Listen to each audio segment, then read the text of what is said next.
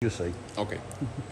To set our starting point, datum point, we're going to the offsets, and you are only interested about this middle column here.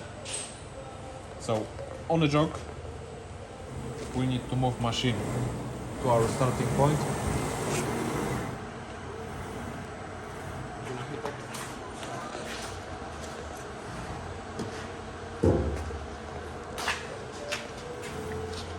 Let's move it roughly.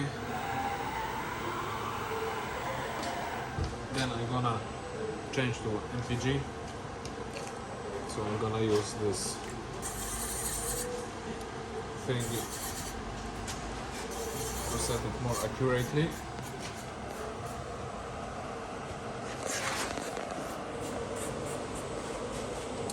The starting point is gonna be on the middle of the tool, because machine doesn't know what is diameter, and that always is gonna be on the middle. So the smallest tool you're using, I think, is easier to set it. But we don't have to be very precise right now. So I'm just gonna set it roughly.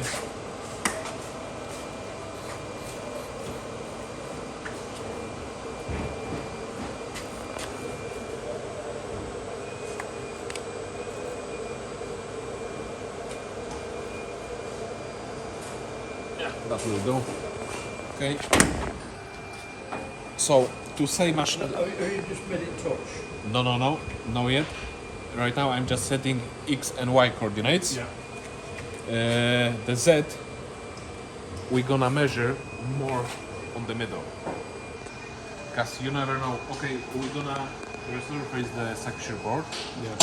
but your material might have some flaws on the corners. They might be expanded or something. So much safer is to measure it more on the middle. So right now we're setting just X and Y coordinates. To do that, use these arrows here to highlight X, press workpiece coordinates, apply machine coordinates, and confirm. Same for Y-axis, apply machine coordinates, and as you can see, machine has copied X and Y machine coordinates to that point, and it's gonna know that's zero starting point from our file. So if in our file is standing X and Y 0, that's gonna be this point. With the Z, it's a more tricky thing. Always, when you're changing thickness of the material and you have to remeasure the top of your material, Yeah. you need to measure the tool which you're gonna use to do that. Yeah. For example, we've got tool number 2 in the spindle. We need to measure it, remeasure it once again. We just measure it, so we don't have to do that right now. But I just wanna make you aware. So I'm gonna move machine more on the middle. We need to go to the tooltip measure screen. We need to lower the tool onto the material.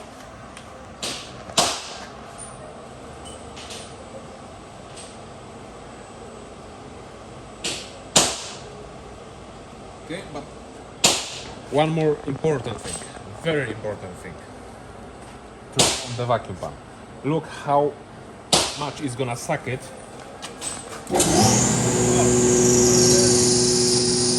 And what distance, what difference you could get if you would measure it without the vacuum.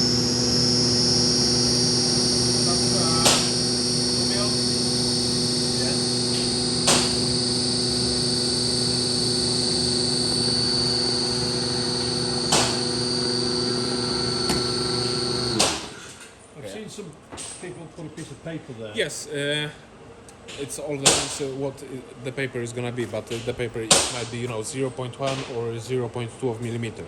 So what they're doing, they're putting a piece of paper between the tool and the material.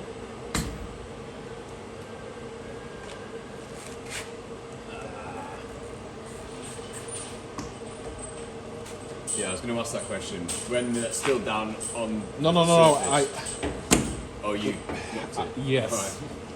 So when you release the vacuum, it doesn't sink in or anything? You know, it's not pushing that much. Yeah. I just press it, you know, when I try to remove.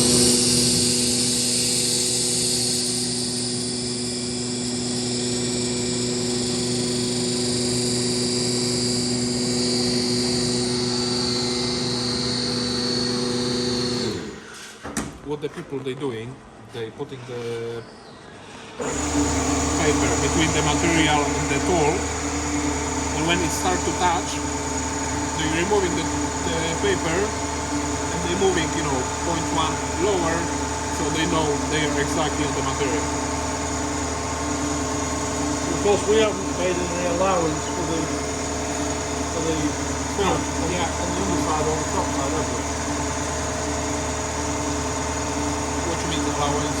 Well, because of the picture of the protection there, but also protect on the other side. Yes, but that's why We said 3.2. I think I said even 3.4. 3.4. Always, I would say go, you know, slightly lower, because as well the die bond, you never know. It might have 3 mil, but on some point it might have 3.1. You never know how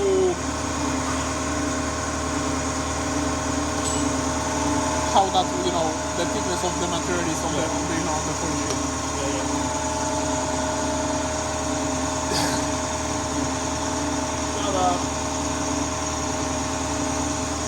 We're going to box it in. I said, I thought we were going to box it.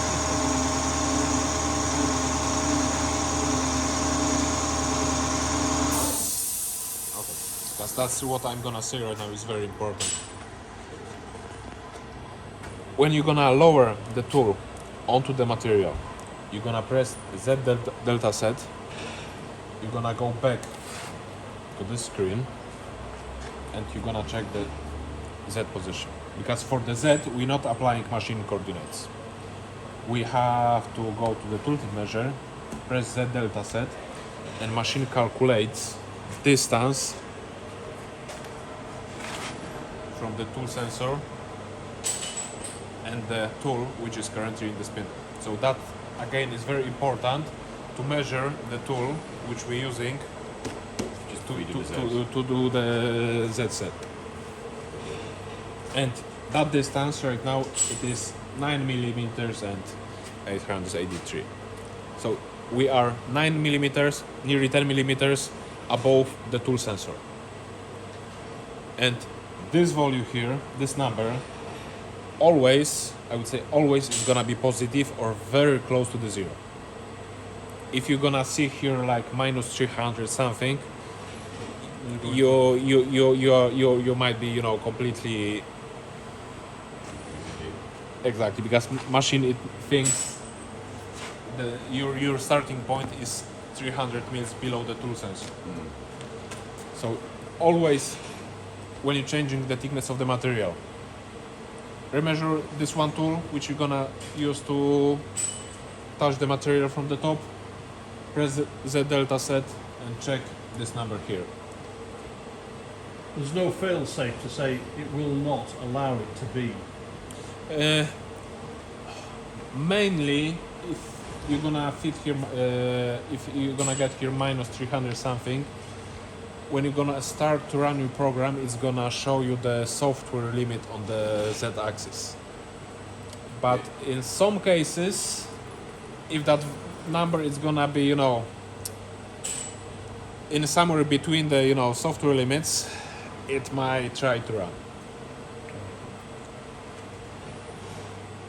I think that's the most important thing from the from that what we're doing right now. So okay, right now we've got everything set up. So But that machine's got a Z of minus 300. yeah, because machine, that's machine coordinates. That machine coordinates don't has nothing to our workpiece coordinates. This is starting point.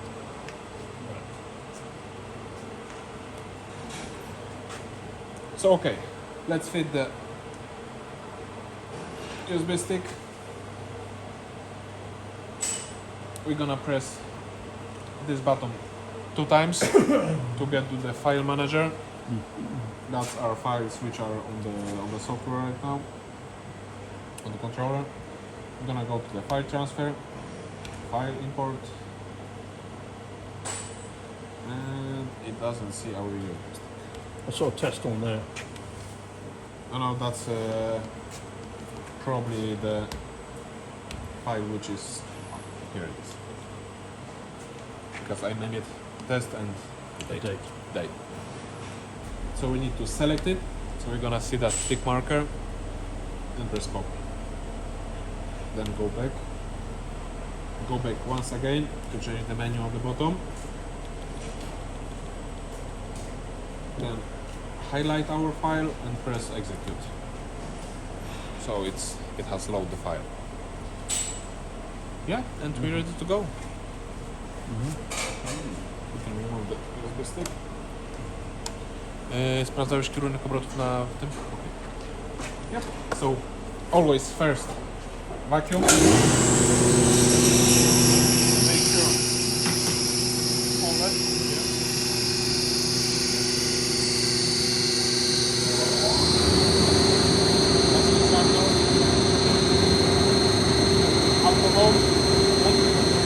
Alcohol. Yeah. I'm gonna start on the M2 simulation. So it's gonna go only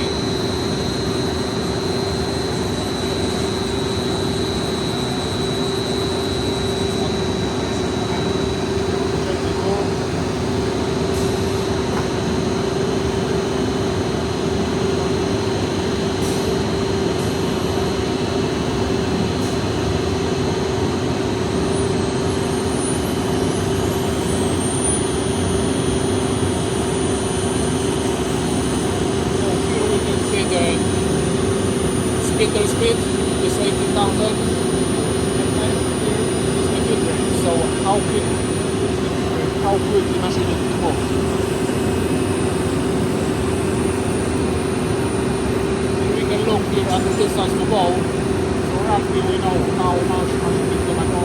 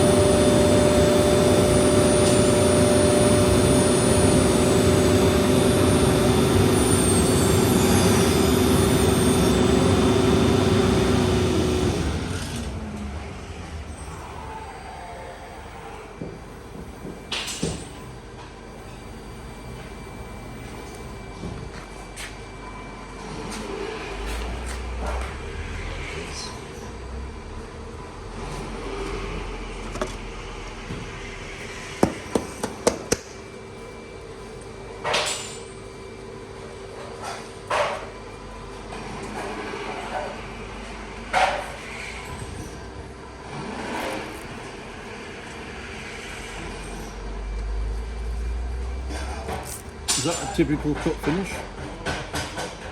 Could be better. No, it's Is that down to spindle speeds, or is that down to how many cuts have been depth of I cut? think it might be cut speed could be I think a bit slower. You think it's going too fast?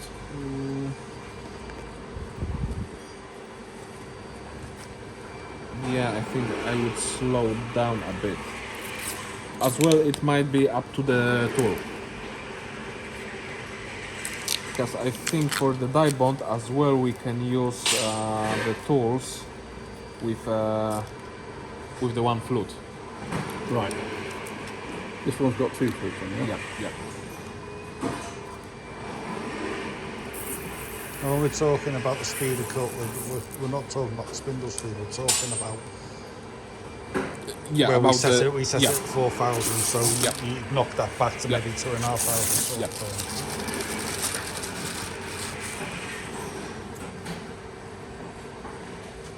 Because that should be more smooth.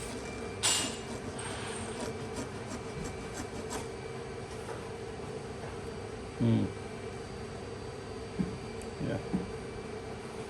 So you think that the single flute Yeah. and slower speed? All depends of the diameter of the tool. But I would say, I think I cut that, with 3 meters, 3-4 meters, something like that. So I would You set that at 4 meters. 4 meters. Yes, Yeah. I think that should be fine. I would try, with one flute tool.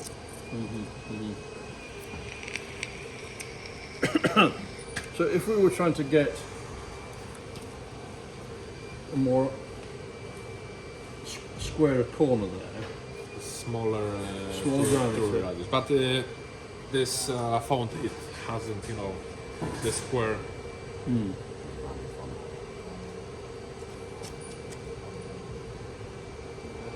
The smaller tool using, the more.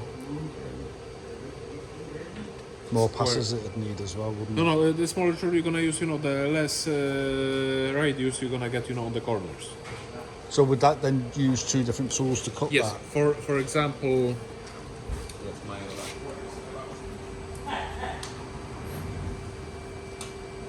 When you're setting the area clearance, the pocket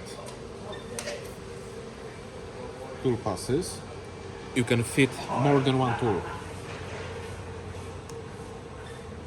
For example, let's. you just seriously leaving these bits. Is this not because is a step over not enough? Might be.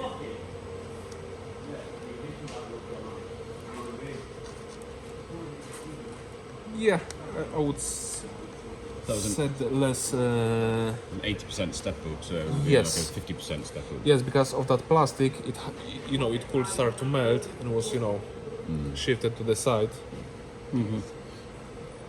We can try to draw something else and start. Okay, let's say we're gonna do this.